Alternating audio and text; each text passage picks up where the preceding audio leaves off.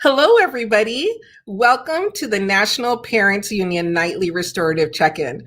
I am your host, Marisol Quevedo Rerucha. I am a proud San Diegan born and raised. I am the mother to Camerina, Emilia, and Sofia, three girls. I am the daughter to Irma and Abraham. I am the grandmother, very, very proud grandmother of Isabela Luna, who is 4 years old, and Cynthia Iliana, who is 8 months old. And we have the date when my grandson will be coming into the world because fortunately we have, great healthcare. But he will come via cesarean, and his date for surgery is February 18th. So my grandson will be joining the world. And I am the granddaughter of Camerina and Alejandro on my mother's side, and Carmen and Francisco on my father's side. So as always, it grounds me to introduce my family and to remind myself that I am the product of all of those that have, poured challenge, love, pain, lessons into my life. And this opportunity that I have to be with you, I have the very, very beautiful honor of not just speaking from my voice, but speaking with the voice of my ancestors, my loved ones, and also my future ancestors. And so let's go ahead and dive into our breathing exercise. Our breathing exercise is called 4-7-8.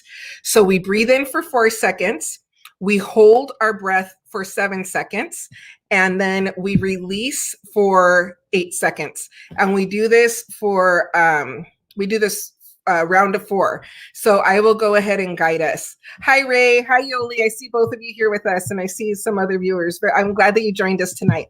So we're going to get ready for the breathing technique. If you could please just put your feet firmly on the ground, connect with the ground. If you want to close your eyes, take a deep breath in and release. And inhale, 2, 3, 4. Hold, 2, 3, 4, 5, 6, 7. Release, 2, 3, 4, 5, 6, 7, 8. Inhale, 2, 3, 4. Hold, 2, 3, 4, 5, 6, 7. Release, 2, 3, 4, 5, 6, 7, 8. Inhale, 2, 3, 4. Hold, 2, 3, 4, 5, 6, 7. Release, 2, 3, 4, 5, 6, 7, 8. Inhale, 2, 3, 4. Hold, 2, 3, 4, 5, 6, 7. Release, 2, 3, 4, 5, 6, 7, and 8. As a reminder, that technique can be used as you're transitioning between your work activities, your life activities. I was using that technique solid for a couple of weeks. I would say maybe even 6 weeks, because I was having a really hard time going to sleep. And that technique immediately relaxed me. But it's also a really great technique. We just had a training, a trauma-informed peer-to-peer training, and we did that technique right at the beginning of the training so that we could transition, relax, calm, and focus on that work. This morning, I did a training at the it was the At Promise Student Association conference. And during that training, we had some technical difficulties that totally threw me off. And I went ahead and I did that breathing technique. I made all the participants stop. We had 80 people in the training, and I made them stop and go through the breathing technique with me. The training was about, equity being the destination and healing being the driver, and really working with educational systems on supporting staff in really doing their own work of healing and introspection, and being on their journey to the best version of themselves, and being able to do that work in order to get to equity. And so, we build in these different kinds of techniques, and we did the breathing strategy. So please, I hope that you continue to do that. And I see we have Vonda McElroy. Please continue to do that strategy.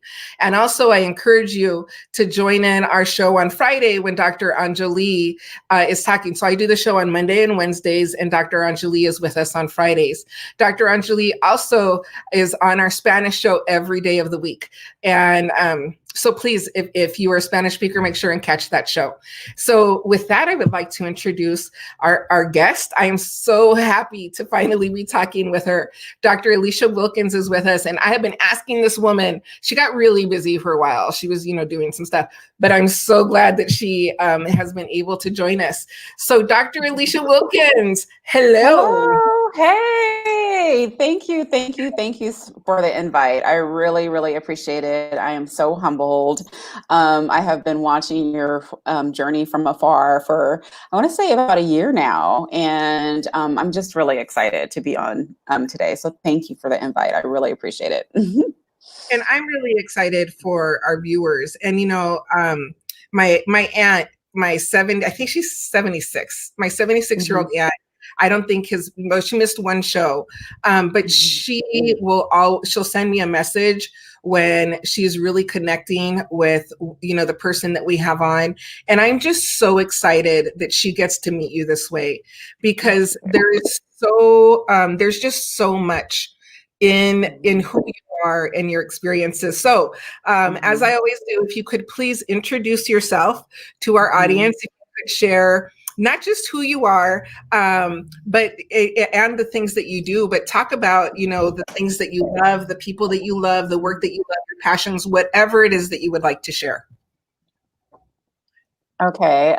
You know what? Before I even go into that, I have to say that when you were paying homage to your ancestors, it struck me largely because I don't know very many people on my father's side of the family, my dad's side.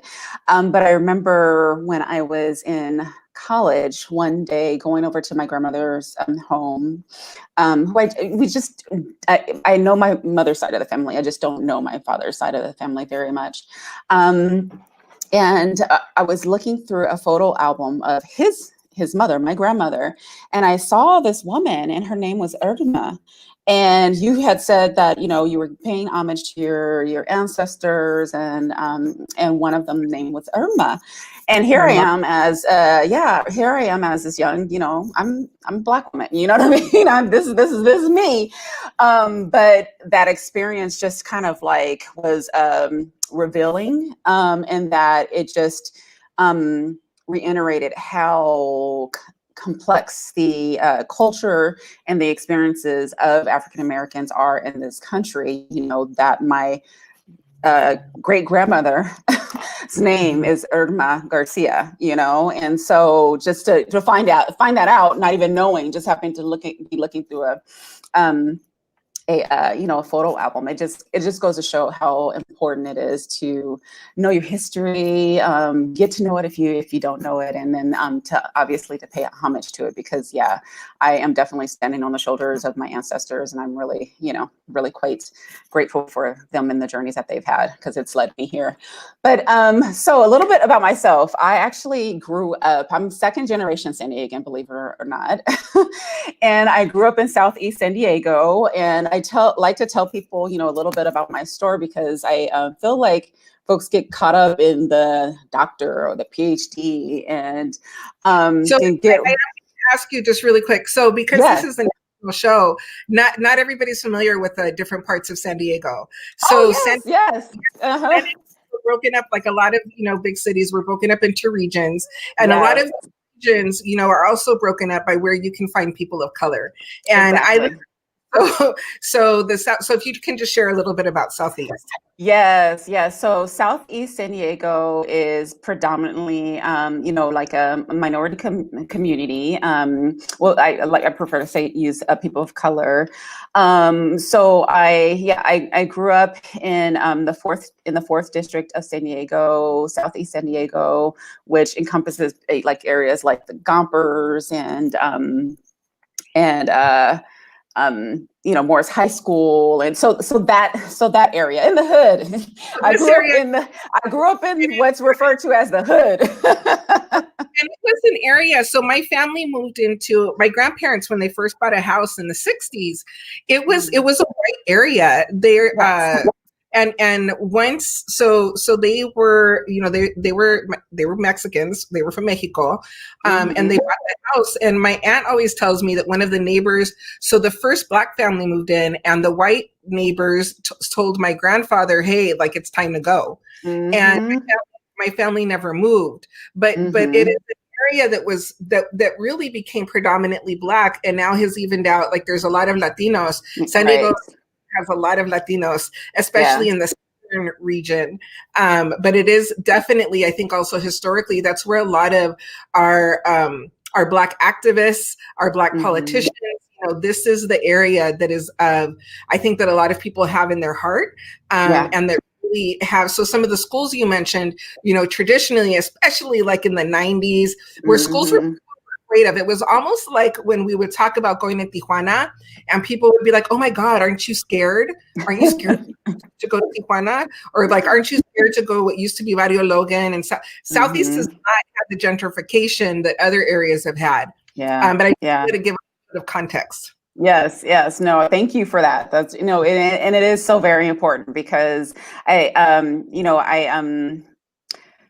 there's such a juxtaposition of San Diego. The perfect analogy of that is like the Coronado Bay Bridge. It's like if you look at the two ends of the Coronado Bay Bridge, right? One end of it is in probably one of the most wealthiest parts of San Diego County, whereas the very other end is probably one of the least, yes,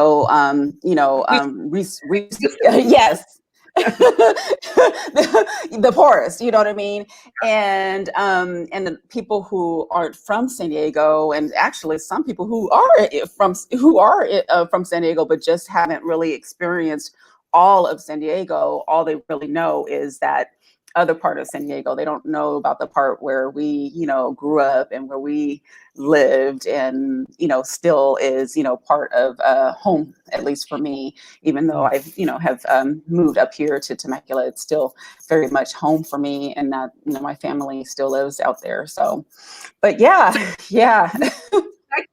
Which is in a different county, and is east. It's east. And I hear people.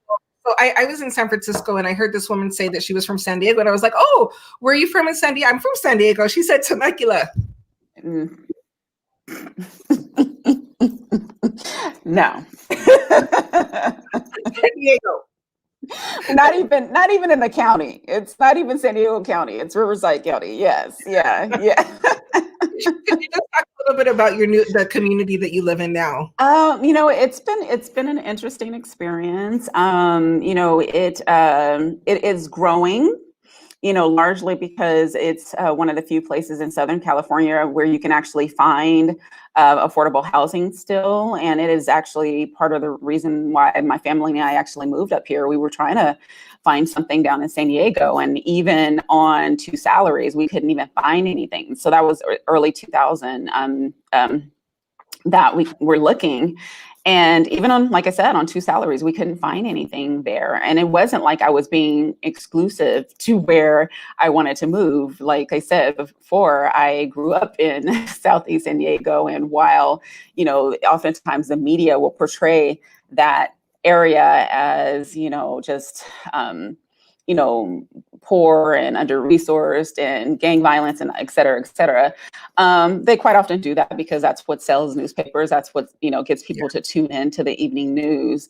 But that's not the experience that I'm familiar with. Yes, it has its challenges, but there's also very beautiful places with wonderful communities and, great experiences that I also had as well. So I was actually looking, in my hood, for a place and couldn't even find anything that I could afford there. That's how expensive it's gotten, housing in San Diego. And so that's how my husband and I and my family ended up moving to Temecula, was just, trying to find something that we could actually afford. Weren't even moving up here for the big house. We were just moving, trying to find something that we could actually afford to live in. So, but yeah. So that's how we ended up in Temecula. It was a little bit of a cultural shock for me. It is, there aren't very many African Americans that live in this area. It's certainly growing. I think there's definitely going to continue to see more influx of, people from various backgrounds and socioeconomic statuses. But it's, it is still a predominantly white city. And, and it's had its challenges, which is part of the reason why I actually ended up running for Temecula City Council. I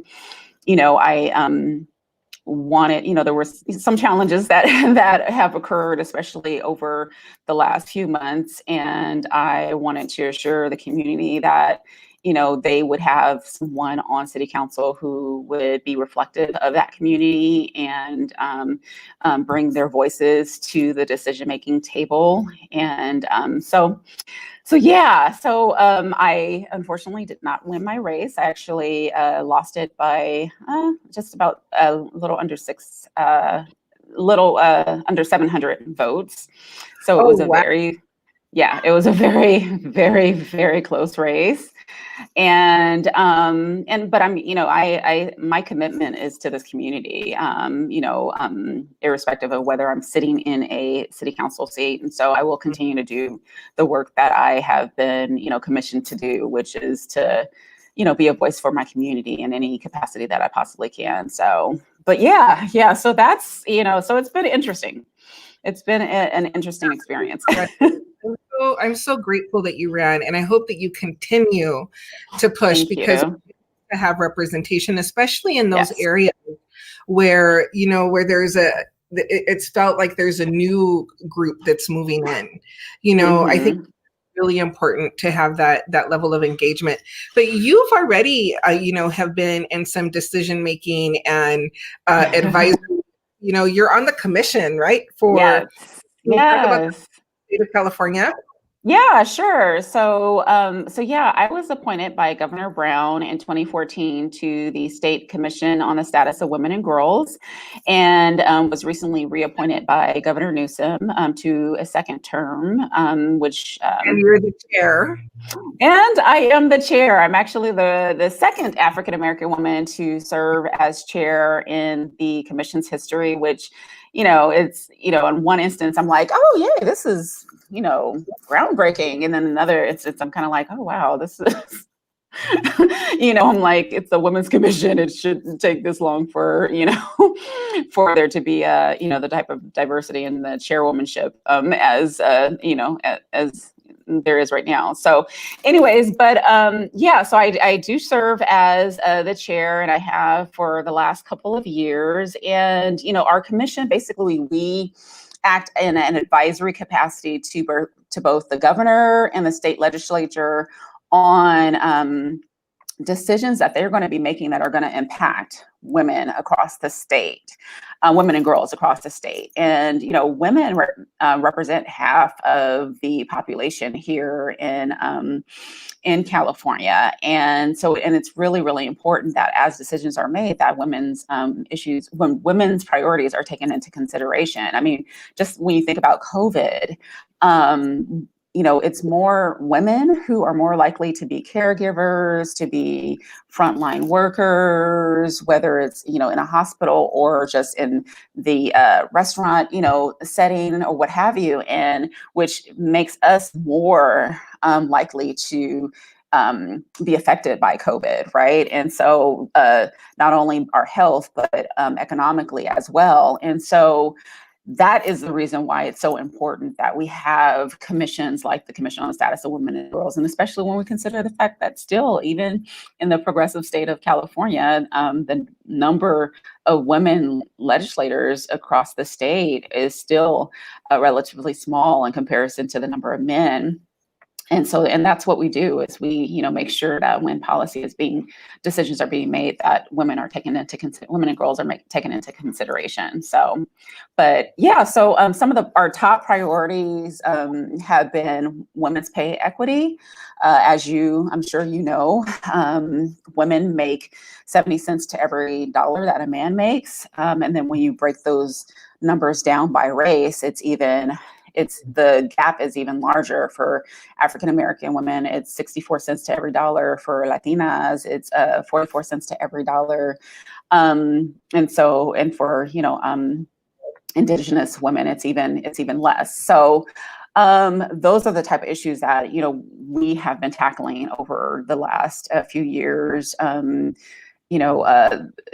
Basically providing women with resources on how to determine if they are being discriminated against based on their sex, and then what to do about it within their own respective organizations. And so that's something that we partnered with the first partner on. And so we have a number of other programs that are going to be rolling out a ambassador program where we're basically teaching women how to address these issues, and then having those women actually teach other women. So it's like a peer-to-peer educational program for addressing pay inequities.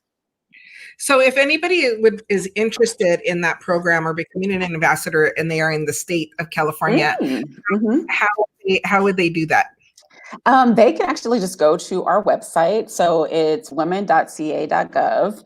It's the Women's Commission website address, and you can actually just sign up there to get more information about that program. So I think that I'm a stickler for passing. Thank you. Perfect.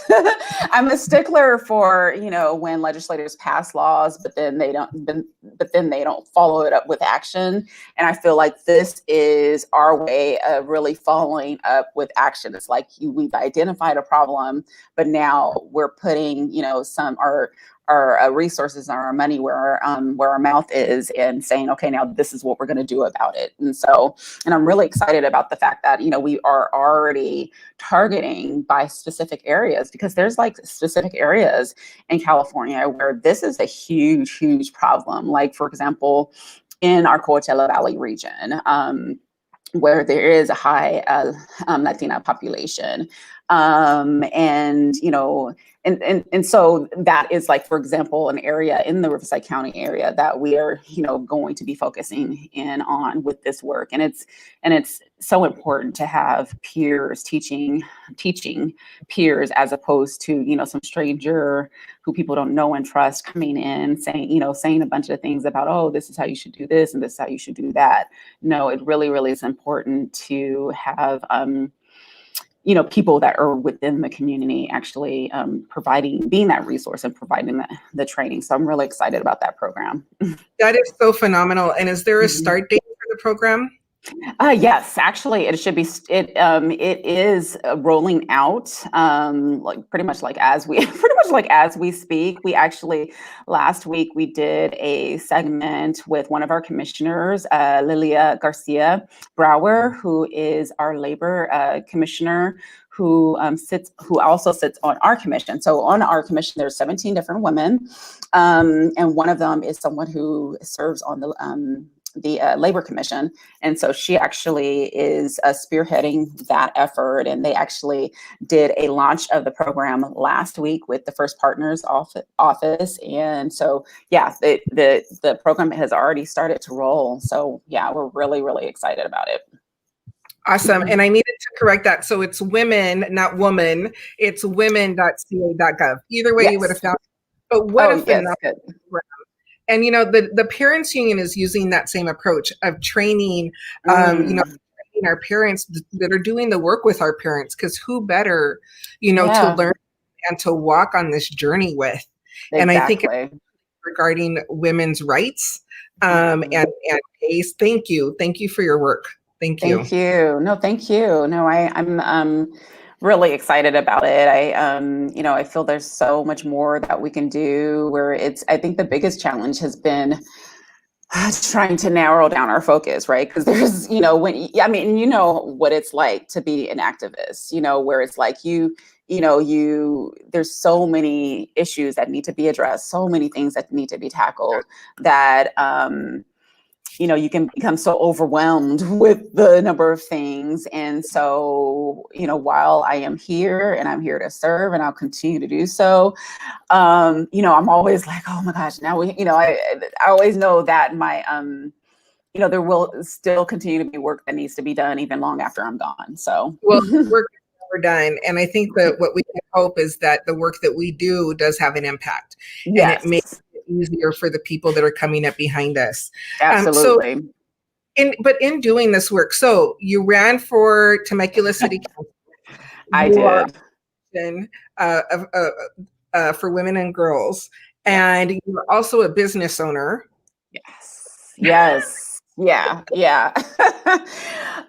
Yeah. So I own a 4,000 square foot brick and mortar business here in Temecula. It is called Hera Hub. It's Hera as in Hera, the Greek goddess Hera. A lot of times when I say Hera, people are like, "Oh, like hair," and I'm like, "No, no, no, like Hera, like Hera, the Greek goddess of women." So Hera Hub, which I opened in March, actually. So I opened the first week of March, and then had to close down like 2 weeks later because of COVID and the governor's orders. And so, yeah, that was challenging. That was really, really challenging, but we've persevered. This is really a heart project for me. Basically what we provide is we are a community, a workspace for women who own their own businesses. Mm. And we are a business accelerator. So I mean, I consider it like a three-legged stool, the work that we do at Hera Hub. We are a community first. It is my belief that success is not a solo sport.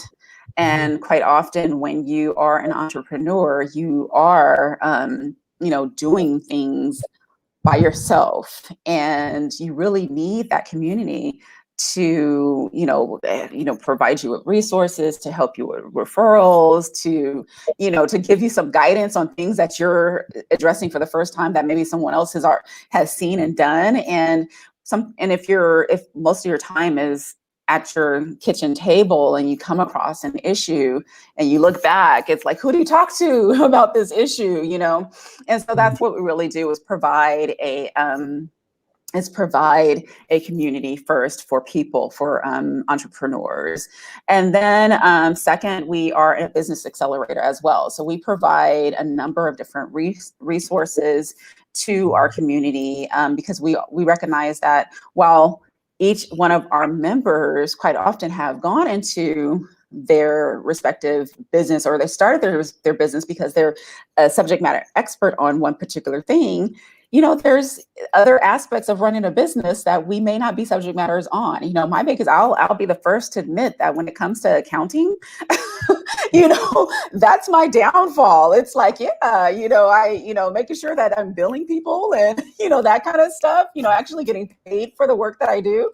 That is probably one of my biggest challenges, or being paid, accurately, I'm charging my worth, that kind of stuff is, some of my biggest challenges. And so we recognize that we as women, we often have, fabulous, things to offer, which we can services that we can charge for, but knowing how to charge for it and the accounting procedures and all that good stuff. So we provide business acceleration. And then the third is the space, is the physical space. So I know that a lot of times people walk in here and they're like, oh my gosh, this is the big, shared workspace. And it really is. But really, if I were to prioritize what we are a community first, business accelerator second, and a physical workspace third. But yeah, we have in my space, we have it's a co-working space, a shared workspace, which offers a professional place for people to be able to conduct business and meet with clients. We have meeting rooms, a small, medium, and large meeting room. We actually have a recording studio for anyone who actually wants a quiet place to be able to do some recording, podcasts, video blogs, that type of thing. And then our large co-working space, when you're there, you'll note that all of the furniture is on wheels, so the tables and chairs, and that's because during the evening and on the weekends, that space itself can be used as an events space. And so we've, at some of our other facilities, we've had people who were authors that had their book signing at within our space, or those type of things. So yeah. So that's a little bit about Hera Hub. Definitely look us up. And you actually, so this is the 8th location. I don't think I mentioned that. There are 3 locations down in San Diego. There's one in Irvine, Phoenix, Washington, D.C., but we're all individually owned and operated. And you can actually see a virtual tour of my space if you go to herahub.com/Temecula and click on see the space. You can actually click on a virtual tour of the space and actually see it from wherever you happen to be. So that work that you're talking about doing, that support for business women, for entrepreneurs, is absolutely phenomenal. And then just all of the work that you're doing. Alicia, how did you come to be?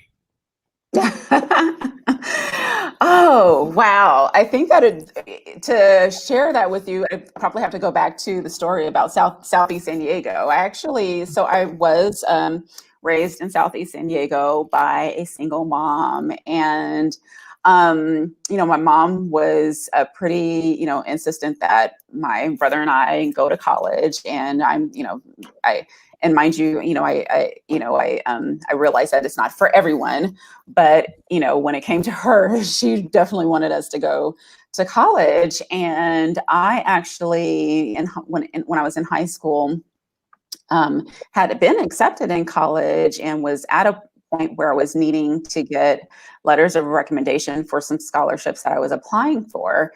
And I asked my high school counselor for a letter of recommendation, and he kept procrastinating on giving me that letter of recommendation.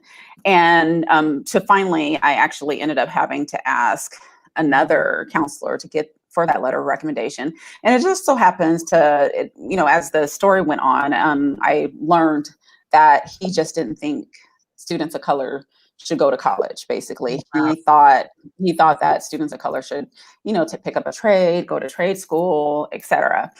And so, I went on to, and it was a big thing within my family, because my mom, who was like, Alicia, get that letter, who thought that I was just being, a negligent child and not doing what was asked of me.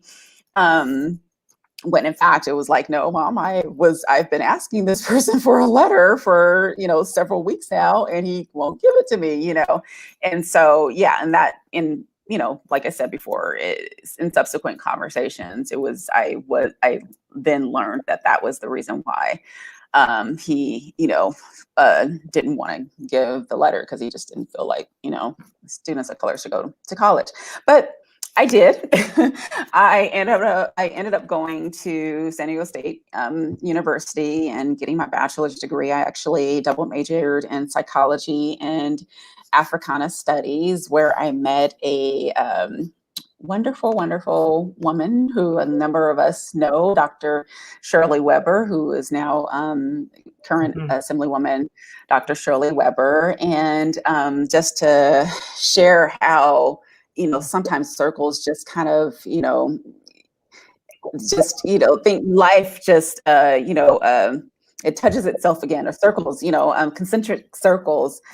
Dr. Weber actually sits on the commission that I chair. So there are 17 commissioners on that commission, 6 of whom are elected officials, and one of them is Assemblywoman Dr. Shirley Weber, and she has been phenomenal in just really supporting me as the chairwoman of this commission, and really serving out in a as a mentor to me, and someone who is, kind of putting my toe in the lake of politics. So, yeah. So you just never know. How did that experience with her, the experience with the school counselor, coupled, I think, with that experience that you had in school, how did that form you into being somebody that that does all the things with the intentionality that you do?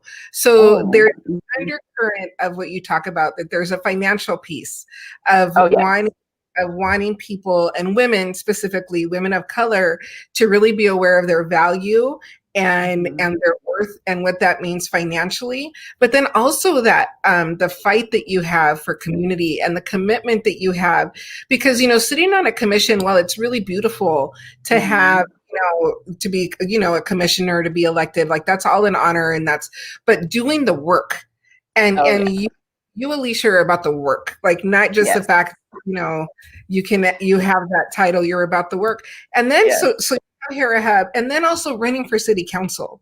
So neighborhooding your mom, but what were those things that really formed and pushed you into doing this type of work, and choosing to live your life for this work? Yeah. You know what? I think so. One of the visuals that stands out to me the most is when I finally did walk onto the campus of SDSU. And I remember being in a class, and I remember being the only, African-American or just person of color, period, in that class. And I remember feeling so self-conscious. Do I really belong here? I think we go through that when we're experiencing something for the first time, as a first generation college student, questioning as to whether or not I really belong here. And, is this right for me? And no one's come from the neighborhood that I came from, and you know what I mean? And while I was going through this, this mental internal struggle, I was listening to the other kids that were there in the class and the type of questions that they were asking. And I was like, oh my goodness, I am so not impressed. I was like, I'm not all that impressed with the people that are here. And I don't mean that in a negative way. It was just to say that, oh my gosh, someone, my homie from around the way, from around the block, is smart enough to be here, because I just sat up here and listened to this dude that's in front of me that's here. And, you know what I mean? And so I think that that's probably when my true destiny as an activist, as a voice for those who don't have a voice, that's when it really became my desire to kick down doors for the purpose of not just opening them for myself, but opening them for all the other people that for some reason they didn't have access to that door to kick it down, or didn't have the courage to kick it down. You know what I mean? And so really that has been my I guess my destiny, throughout my life. Not a chosen one. It's just like, you know how it is. It's like, this is your destiny. It's like, this is something that you have been selected to do. And, and my legacy is really important. I have talked to staff for the commission about this for a long time. It's like, I, from jump was like, look, I'm not here just to, pad my resume. I'm not here to pad my resume. I realize that there are people who may choose to do this type of thing to do so. I want to be able to, when I leave here, I want to be able to say, this is what was accomplished under her leadership. And I want there to be a real difference that's made in the lives of, because impact. Exactly. Because my thing is like, I only have a few more, I don't have I'm not immoral. I only have a finite, number of years on this earth. And so I want to spend it, making the world a better place. And because we have, kids that are coming, after us, and I don't want them to have the same struggles that I went through. Someone told me one time, I don't know what we were talking about, but they said, we were having a conversation and they turned to me and they said, one. And I was like, okay. They were like, one. You have one life. You have one. Yep. And I want to come back to something that you said. You said success is not a solo sport. Yeah. And I'm hoping that you can just talk to us about, because you have had tremendous success and you will continue to. But for you in your life, because you said this in talking about your work with Hera Hub and really wanting to, and creating a space for other women, other entrepreneurs to learn, I think, from each other, and to learn their value, their worth, and really smart business practices. So, but for the things that you've done, can you just talk a little bit about this quote and how your success has not been a solo sport? Oh gosh, yeah. You know what? Oh gosh, there is this poem, this African American poem that's sometimes read after someone graduates from college, and essentially the gist of it is that they're talking about bring that education home, is the gist of that poem. And the idea is that you have acquired this thing, this education, not just for yourself, but to uplift those who are around you, right? And I feel it a duty to do so, because it is those same people who put me there. You know what I mean? It was those same people who, chipped in money for books when I needed it. It's the same people who, sent me some food to eat when I didn't have the money to purchase that food. And so I see a lot of aspects of my life, in the same way, that if it wasn't for my tribe, then I would not be the success that I am right now. And I don't see entrepreneurship as anything different.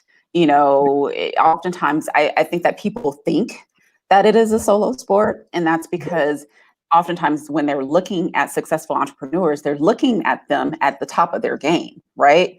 And they're not, they're not seeing all the grit and the groundwork and the the nights up and the other people that they got this little nugget of wisdom from, and this little nugget of wisdom from, right?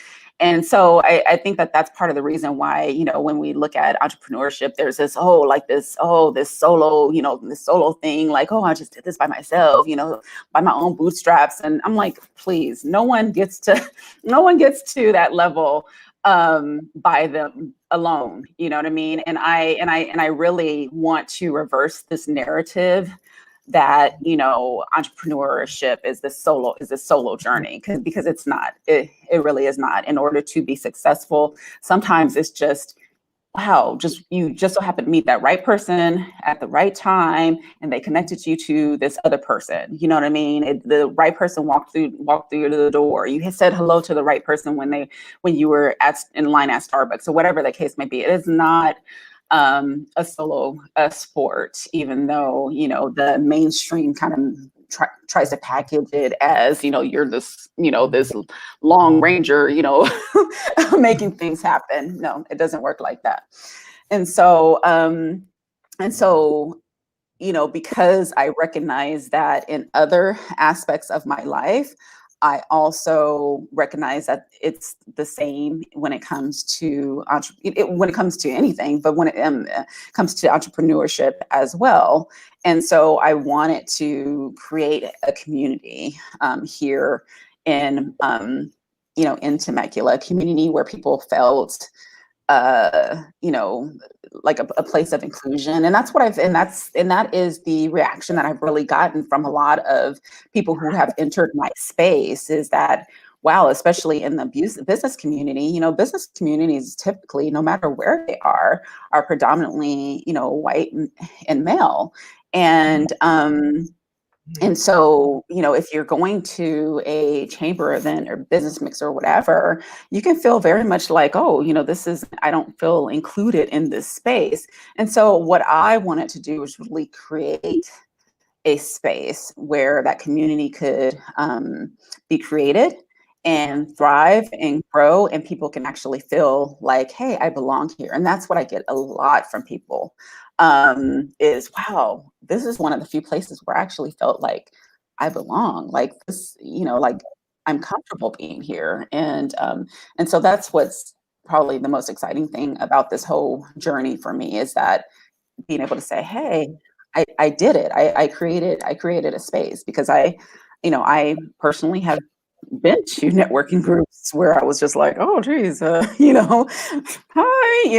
and didn't quite feel like I was included, and know what that's like, and wanted to make sure that when people walk through my doors, that they didn't have to go through that same experience, because in order for your business to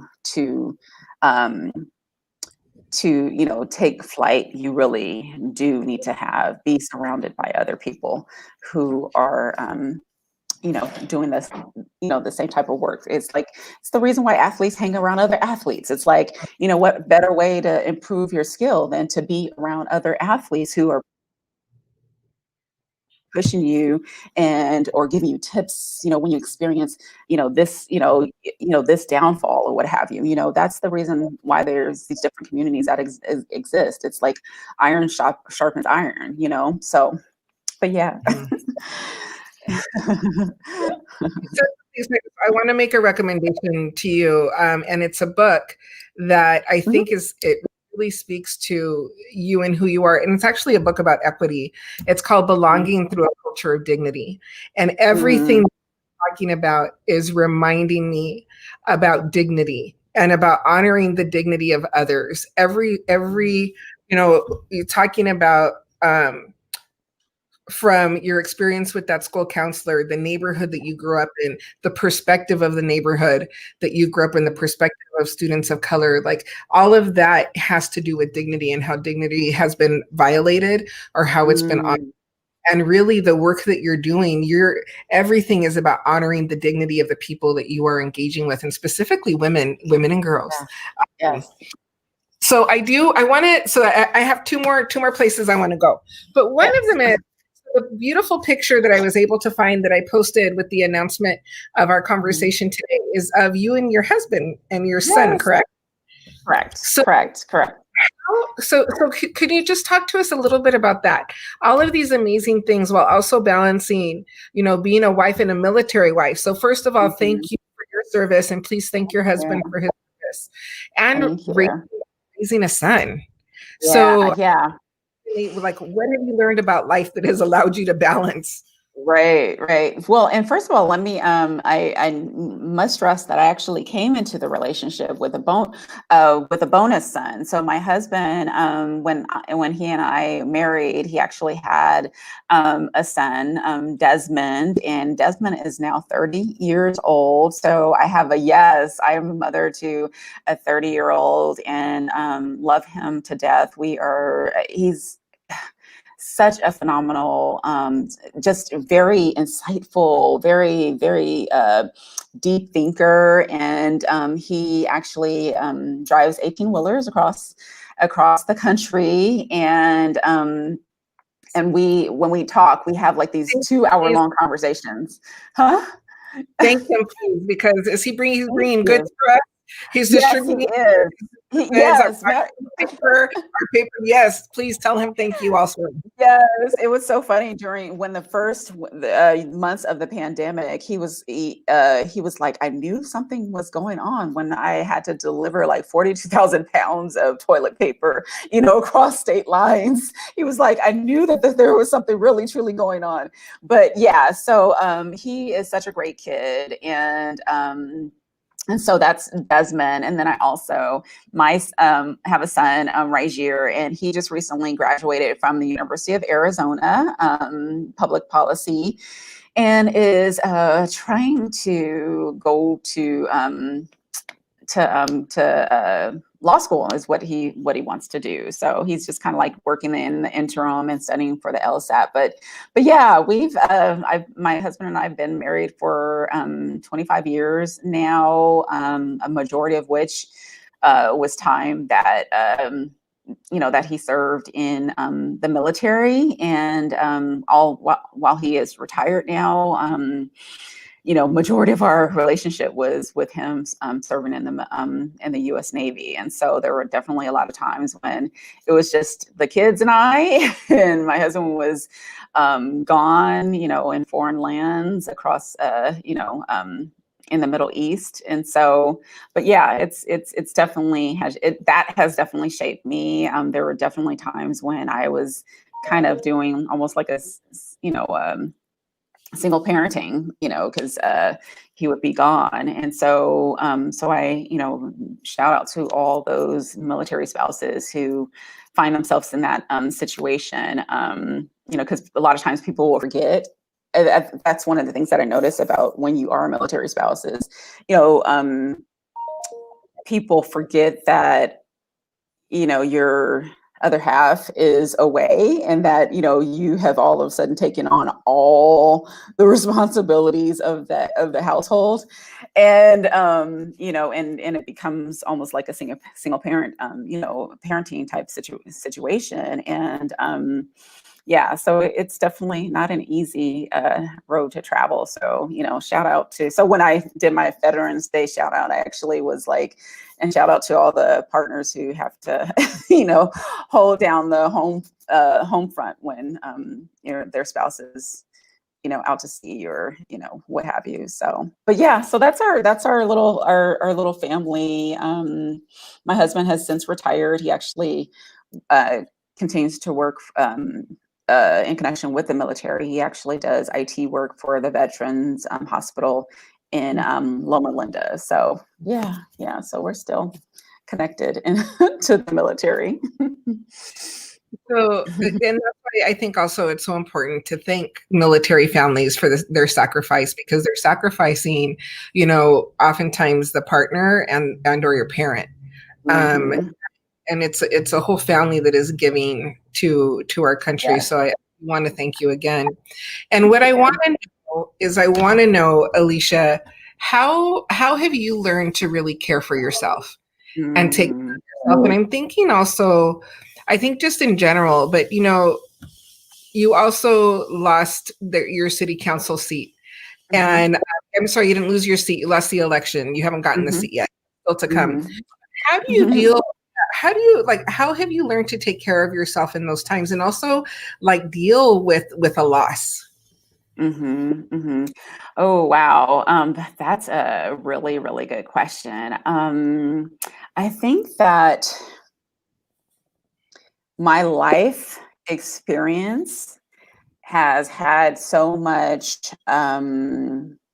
instances in which I was rejected for some, and I think that, I was just talking to one of our mutual friends, Ginger Hitsky, today about this very concept, the fact that when you are a person who seeks opportunities, who's constantly on this road of seeking opportunities, you're going to have those instances of rejection. And it's kind of like just part of the territory. And I think that, that's what keeps me going. And as opposed to, being huddled up in a little corner, feeling like the world has completely ended. It's like, oh, okay, well, this opportunity didn't work out, but well, let me see well, apparently there must be something else, that's on this road. If this particular thing didn't work out for me, and that's really how I approach it. I my life has been a series of different blessings, and that's not to say that I haven't had any challenges on the way. In fact, I haven't had a number of challenges on the way, but I often see those challenges as detours, like, okay, well, this didn't work out, and perhaps it didn't work out because, because there was something else, better on the way. But in terms of like staying grounded, and my faith has certainly been a large component of that. I often, very much feel like when, a door is closed, perhaps that there's a window that is awaiting me to climb through.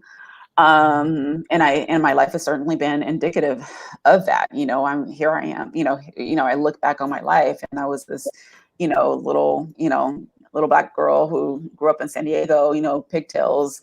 And now, have a bachelor's, a master's in science, a PhD, a governor appointee, things that, looking back, I know people wouldn't have ever thought that I would actually accomplish.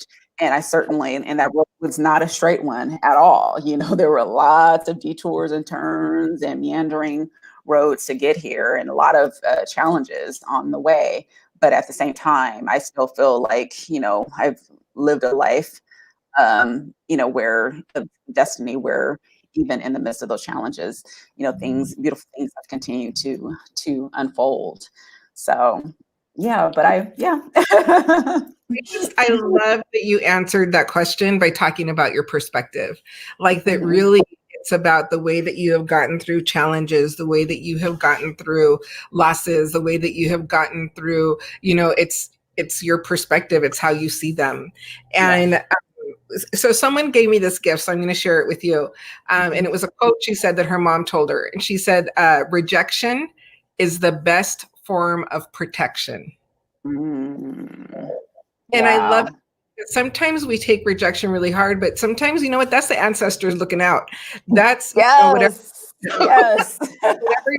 Like, girl, no, you don't want that. You don't want that. Yes. Yes. I have to agree with that. Absolutely. And just think about it. Think about the different instances, in your life when you were, and like you said, so again, back to that perspective, like there was another door that was meant for you. Like that door at that time, or that space at that time, it wasn't what was meant for you.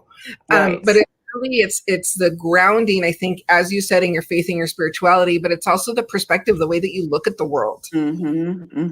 Oh yeah, definitely. I